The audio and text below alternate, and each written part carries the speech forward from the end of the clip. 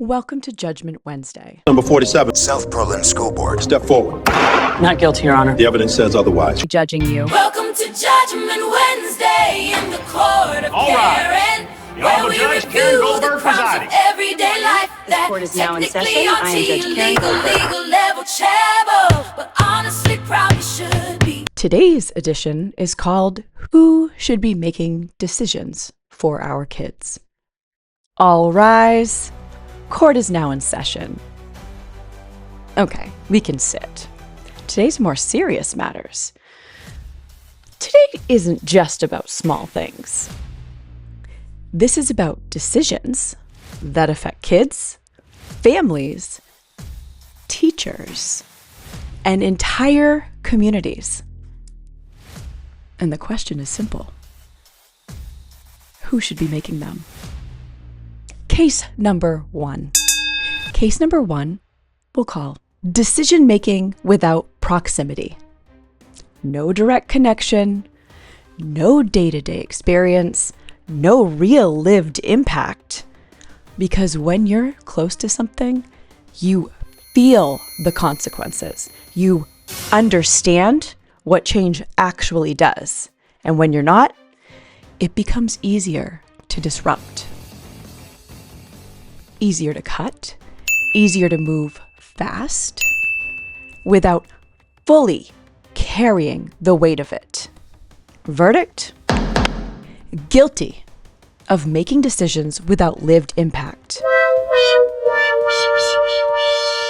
Case number two. Major change in an unstable system. Leadership turnover, a new superintendent on the way, and yet we rush.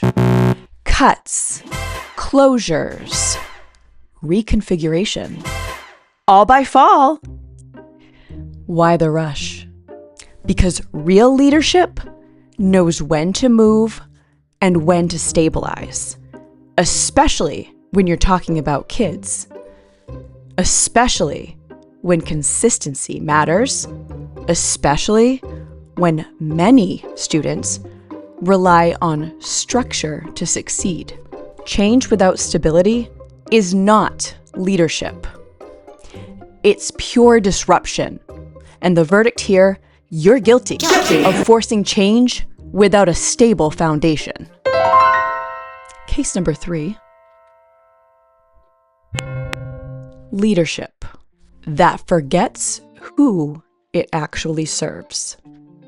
When decisions feel very one-sided and the tone extremely dismissive. When the community speaks and that leadership stops listening, that's not strength. That's disconnect. And when the trust breaks, and oh, it has, everything else follows. So here's the standard. If the people you serve no longer trust your leadership, that matters. If your presence creates more division than stability, that matters. And if the community is clearly asking for a change, that matters. And at some point, leadership isn't about holding on. It's knowing when it's time to step aside. The verdict? Go. Guilty of losing connection to the people that you are supposed to represent. We're going to have a case number 4 today. Our teachers. Now let's be clear. They are not the problem. They are the very foundation. They show up, they adapt, and they carry the weight of every decision made above them. And when we add more pressure and more uncertainty and more disruption, while asking them to hold everything together, stop messing with our teachers. Because respect isn't optional, and neither is support. Stop cutting their positions. Guilty of placing the burden on the very people who are holding the system up. Now, let me tell you, this isn't about politics.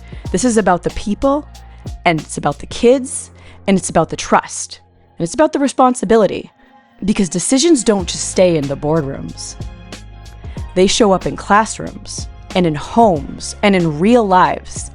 And those lives deserve leaders that listen, and leadership that respects, and leadership that knows when it's time to step aside.